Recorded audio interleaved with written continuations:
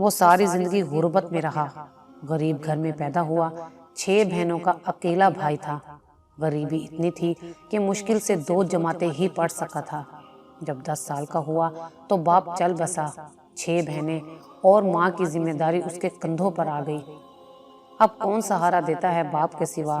کون کسی کے منہ میں نوالا دیتا ہے؟ یہاں تو سب چھینتے ہیں، چاچا تایا سب دور ہونے لگے۔ کون 6 لڑکیوں کو بیائے گا؟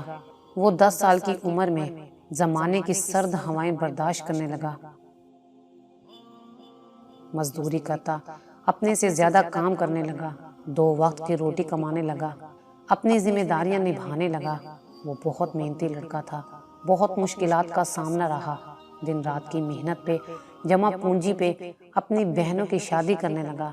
20 سال کی عمر میں ماں بھی چل بسی، اکیلا چھوڑ گئی، بے سہارا ہو گیا۔ بہنیں بھی اپنے گھروں میں جا بسی تھیں۔ ہر گھر کی مجبوری ہوتی ہے، کبھی کبھار بہنیں ملنے آ جایا کرتی تھیں۔ وہ دن رات کا تھکا ہارا گھر کو آتا، پہلے کبھی بہن کبھی ماں کھانا دیتی تھی، انتظار کرتی تھی، لیٹ ہونے پہ پریشان ہو جاتی۔ ماں دروازے پہ نظریں جمائے بیٹھی رہتی تھی، کب میرا شیر گھر آئے۔ لیکن اب کون تھا؟ فکر کرنے والا کون تھا؟ سینے لگانے والا کون تھا؟ پیار سے کہنے والا، بیٹا کھانا کھایا؟ بیٹا تھک جاتے ہو نا مزدوری کرتے ہوئے؟ وہ اکیلا رہ گیا تھا، تنہائی کاٹنے لگی اسے۔ وہ تھکا ہارا آتا، ہمت ہوتی تو کھانا کھا لیتا، ورنہ بے جان جسم لے کر سو جاتا۔ ماں باپ کے بنا بھی کوئی زندگی ہوتی ہے کیا؟ گھر کی حالت بہت بری تھی، کپڑے بکھرے ہوئے، صفائی کی تو ٹھیک، ورنہ کون آتا تھا اس کے کچے مکان میں۔ بہنوں نے سوچا شادی کروا دیتے ہیں بھائی کی، لیکن غریب کی شادی بھی کوئی آسان کام تو نہیں ہوتا، نہ گھر کام۔ لڑکی والے بھی بہت سوال اٹھاتے ہیں غریب کے دامن پہ۔ خیر کسی اللہ والے نے اپنی بیٹی کا رشتہ اس غریب زادے سے کر دیا۔ بیوی گھر آئی تو اس کا کچا مکان جنت میں بدل گیا۔ وہ ٹائم پہ گھر آنے لگا، گھر سے خوشبو آنے لگی۔ وہ بیوی بھی جیسے کوئی حور تھی، کچے سے مکان کو جنت میں بدل دیا تھا۔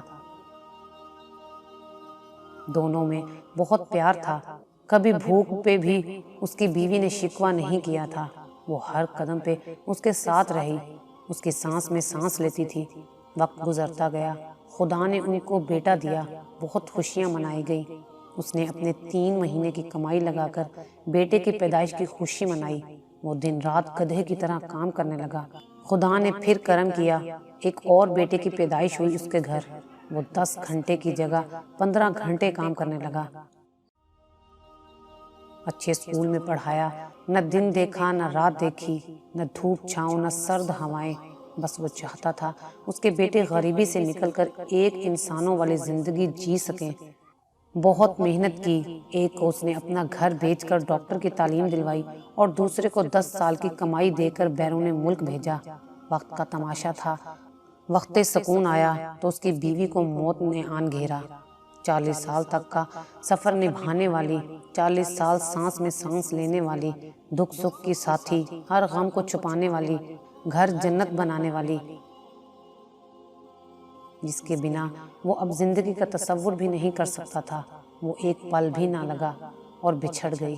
وہ 60 سال کی عمر میں پہنچ چکا تھا۔ بیوی کے دکھ نے اسے اس قدر توڑا تھا کہ اب خاموش سا رہنے لگا تھا۔ ایک بیٹا ڈاکٹر بن چکا تھا، دوسرا امریکہ جا کر بس چکا تھا۔ وہ مہینے میں ایک بار فون کر کے باپ کا حال چال پوچھ لیتا تھا۔ باپ بیوی کے صدمے سے کہاں باہر نکل پا رہا تھا۔ جب کوئی برسوں ہم سفر رہا ہو نا، تو یوں بچھڑنا زندہ لاش بنا دیتا ہے انسان کو۔ دن گزرتے گئے، ڈاکٹر بیٹے نے شہر میں اپنا گھر لے لیا، پسند کی شادی کر لی۔ بوڑھے باپ نے سوچا آخری زندگی کے لمحات سکون سے گزریں گے، وقت سکون تھا۔ تو وہ دنیا چھوڑ گئی۔ اکیلے میں بیٹھا اپنی بیوی کو یاد کر کے بہت رویا کرتا تھا۔ قیامت پہ ایک قیامت اور آنی باقی تھی۔ ابھی بیٹے نے 65 سال کے بوڑھے باپ کا سامان باندھا اور کہنے لگا، بابا آؤ میرے ساتھ۔ باپ پوچھنے لگا، بیٹا کہاں جانا ہے؟ شہر میں اپنے گھر میں رہ تو رہے ہیں، میرا سامان کیوں باندھا ہے تم نے؟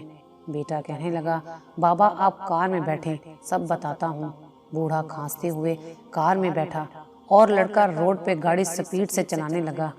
آدھے گھنٹے کے بعد ایک بڑی سی عمارت کے سامنے گاڑی رکی اور باپ کا سامان ایک آدمی کو دیا اور کہا اندر لے جاؤ، اور بوڑھے باپ کا ہاتھ پکڑا اور جو کانپ رہا تھا کہنے لگا، بابا آپ کی بہو اور میں، ہم دونوں آسٹریلیا جا رہے ہیں، اس لیے آپ اکیلے گھر میں کیسے رہتے؟ آپ کچھ دن یہاں اولڈ ہوم سینٹر رہیں گے۔ اب بیٹا یہاں کیوں؟ بابا یہاں آپ کی سب بہت اچھے سے دیکھ بھال کریں گے۔ باپ کو چھوڑ کر وہاں وہ چلا گیا۔ بوڑھا باپ سمجھ گیا تھا اب اس کے ساتھ کیا ہونے والا ہے۔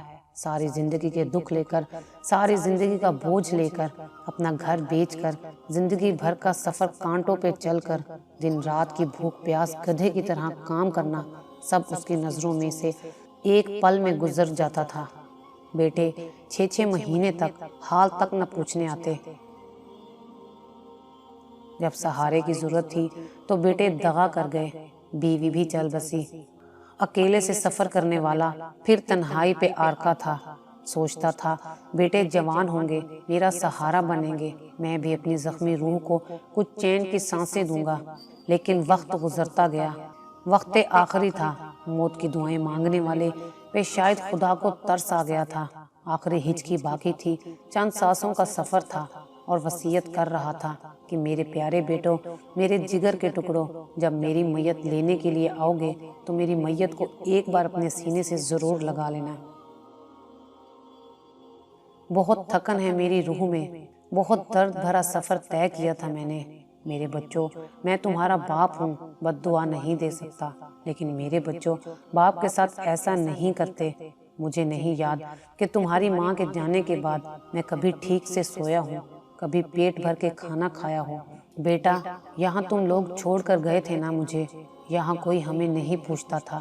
کھانا کھایا، ہم بیمار ہوں تو ایک کونے میں پڑے موت کی دعا مانگا کرتے تھے۔ بیٹا ایک اور بات، میری میت کو یہاں سے ہی غسل دے کر قبرستان لے جانا، اور میرے مرنے کے بعد طرح طرح کے کھانے بنا کر لوگوں میں نہ بانٹنا۔ میری کوئی تصویر بھی گھر میں نہ سجانا، ورنہ تمہارے گھر کی دیواریں بھی تم لوگوں کو معاف نہیں کریں گی۔ بیٹا یہ 105 روپے اور کچھ سکے ہیں، سنا ہے اللہ نے تم کو بیٹی دی ہے، اور میرے 105 کا کچھ میری پوتی کو لے دینا، تم لوگوں کی طرح بہت پیاری ہوگی۔ اور ہاں، آج ایک دکھ رہ گیا خدا سے مجھے، میں اتنی غریبی اور مفلسی میں جی رہا تھا،